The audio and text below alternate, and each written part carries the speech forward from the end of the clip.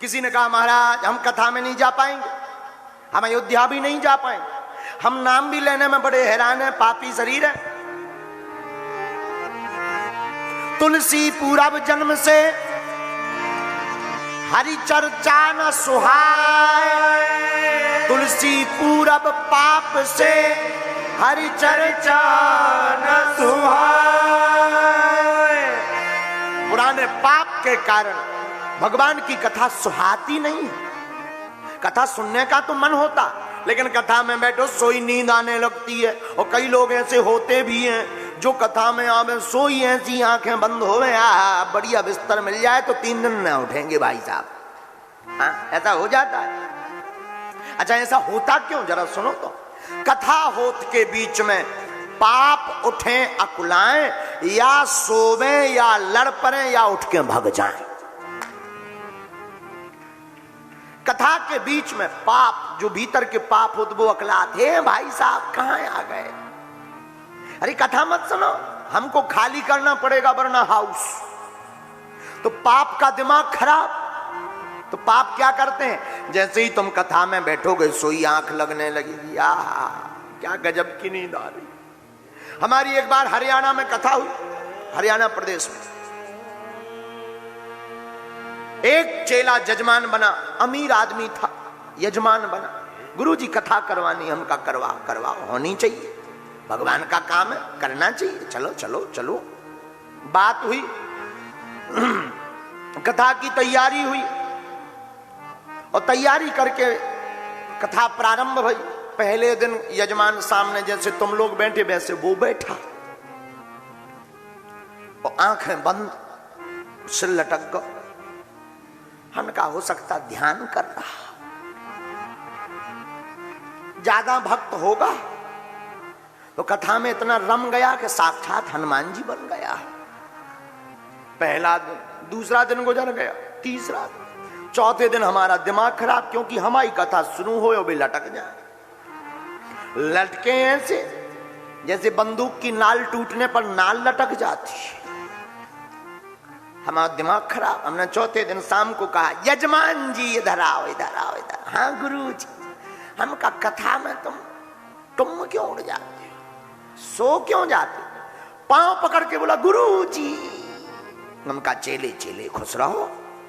गुरु जी कितने दिन की कथा? हम का 7, बड़ा 2 डेट। हम का मतलब? बोले कम से कम 20 दिन की कथा करो, कम से कम। हमका कम से कम, और ज्यादा से ज्यादा कितनी? बोले अनलिमिटेड। अमीर तो था। हमने कहा कारण बताओ। अरे बोले जिंदगी मर गए नींद की गोली खाते खाते, 1 घंटा नींद नहीं आई। और आपकी कथा ऐसी कि जब तक कथा नींद भग नहीं रही। आओ। तो बोले जिंदगी कट गई, आज तक नींद नहीं आई। अब आपकी कथा इतनी अद्भुत। बोले महाराज अब तो हमें सपने भी आऊं लगे। हम की कथा ही में? बोले कथा ही में। अब बताओ ऐसे श्रोतन का हो जाए। हमने कहा आप तो 6 ही दिन में पूरी करेंगे हम। बोला अरे गुरु जी दक्षिणा चाहे डबल, हमके ठटरी के बारी। इसका कारण क्या है? उसे खोरी नहीं है, वो तो बेचारा भक्त कथा सुन रहा, खर्चा कर रहा, टेंशन उसको नहीं है। टेंशन उसके भीतर जो पाप बैठे उनको है कि अगर हमने इन्होंने कथा सुन ली, हमें हाउस खाली करना पड़ेगा। काम फिर जगह छोड़कर राम बैठ जाते हैं।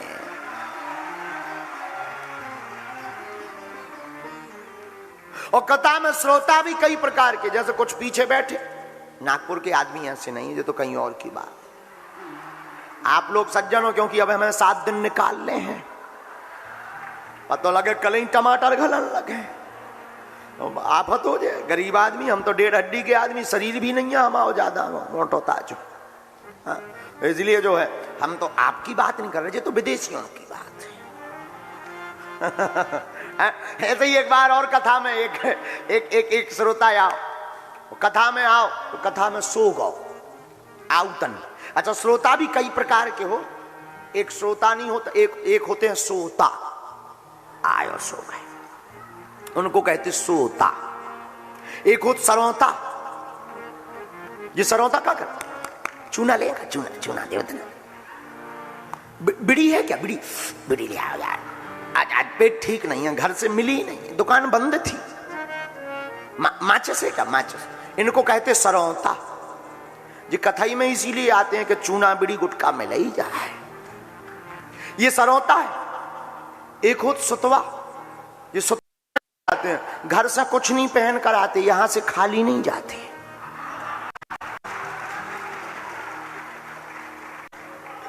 हाउ कई एक ऐसे एक शहर में हमारी कथा हुई तो जजमान साहब मिल करके आए, गुरुजी आपकी कथा में हमारी चप्पल चोरी हो गई, हम की मान लिया। एक व्यक्ति ने कहा गुरुजी ऐसा क्यों होता है, भगवान के काम में ये होता क्यों? हम कहा भगवान बहुत चतुर है। बोले इस चोरी से चतुर का क्या मतलब?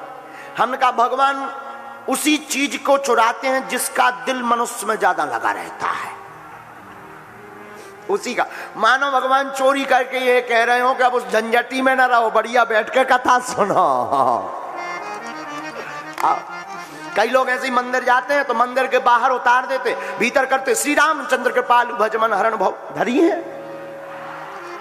जय हनुमान ज्ञान गुण सागर। भैया हमारे यहाँ पेन न लियो, जय हनुमान ज्ञान गुण सागर। तो भगवान ऐसी वस्तुओं का हरण कर लेते हैं, चोरी हो जा। तो इनको कहते हैं सुतवा, ले जाते हैं जुतवा। अब चौथा श्रोता, चौथा बढ़िया वाला, उसे कोई मतलब नहीं, वो आके जहां जगह मिलेगी वहां बैठ जाएंगे, भगवान की कथा पूरी सुनकर जाएंगे। एक बार हमारा नागपुर का चंगीला, हमारा एक चेला है उसका नाम चंगीला, आजकल यही नागपुर में रह रहा है, नागपुर में। और दो शहर भारत के बड़े अद्भुत हैं, एक नागपुर एक कानपुर। हाँ, तो चंगीलाल नागपुर का कथा में आया, आते ही सो गया। सोया सो तो कोई दिक्कत नहीं, सपना देखने लगा। और इसकी दुकान थी कपड़ों की।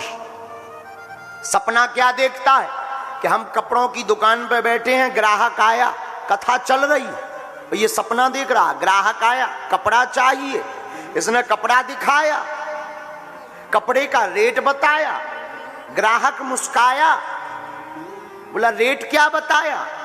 बोले 5 रुपया मीटर मिलेगा। इसने कहा इतना, ग्राहक ने कहा इतना ज्यादा तेज नहीं चलेगा, रेट कुछ कम कीजिए, कपड़ा हमको दीजिए। ग्राहक ने इतना कहा तो चंगीलाल मुस्काया, रेट तो फिक्स है, बेट भी फिक्स है, रेट 5 रुपए मीटर ले जाइए, फिर लौटकर अपने लिए और परिवार के लिए घर को लेकर आइए और कपड़ा फिर लेकर जाइए। ग्राहक ने कहा नहीं होगा, हम 5 रुपया नहीं देंगे, 4 रुपए से एक आना ज्यादा ना होगा। चंगीलाल ने कहा यह कोई अच्छा वादा ना होगा, रुपया तो 5 लगेगा। ग्राहक ने कहा हम जाते हैं। चंगीलाल ने सोचा कि हम क्या हाथ मलते रह जाते हैं। चंगीलाल ने कहा मत जाओ, लौट कर आओ। ग्राहक बोला फिर रेट तो बताओ। बोले कोई दिक्कत नहीं, कथा में बैठा बैठा सो रहा, सपना देख रहा और भीतर ही भीतर हंस रहा और रो रहा। ग्राहक जा रहा तो रो रहा। क्या सपना देखा? ग्राहक जा रहा, रेट का लफड़ा फंस गया, सोते सोते सोते इसका दिमाग घूमा, ये चिल्लाया कथा के बीच में और ग्राहक को बुलाकर बोला ले जा 4:30 में, ले जा 4:30 में, दोनों हाथ पसार और आगे वाले भक्त का कुर्ता दीनों फार।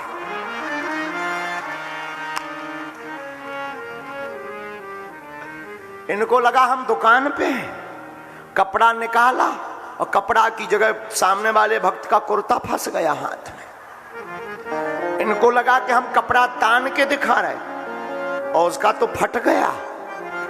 बगल वाले ने जब हूदा मारा, ये क्या है? बोले हूदा क्यों मारा? दुकान बिथर गई, ये क्या है? तो दूसरे भक्त ने कहा पागल हो गए क्या, ये कथा चल रही है। बोले इधर हमारी वृथा बिगड़ रही है, ग्राहक भाग जाएगा। तब फिर भक्त ने कहा तू कथा सुन, तेरा मन जाग जाएगा। ऐसे भी कुछ श्रोता पाए जाते हैं, नागपुर में नहीं, ये कहीं और से आते हैं, अद्भुत है। लेकिन ऐसे श्रोताओं के लिए कोई दिक्कत नहीं, कम से कम उनसे तो ठीक है जो नहीं सुन रहे, सो करके भी सुन रहे तो सुन तो रहे, आके बैठे तो किसी मैखाने में किसी पौआ खाने में जाने से अच्छा कथा में तो बैठे। कहीं और बैठे होते तो लड़ाई हो रही होती, घर पे बैठे होते तो बाई को डांट रही होती है? अद्भुत बात है कि कथा में बैठे हैं। इसलिए गोस्वामी जी कहते जो बैठता है, आता है, सुनता है, उसका मंगल होता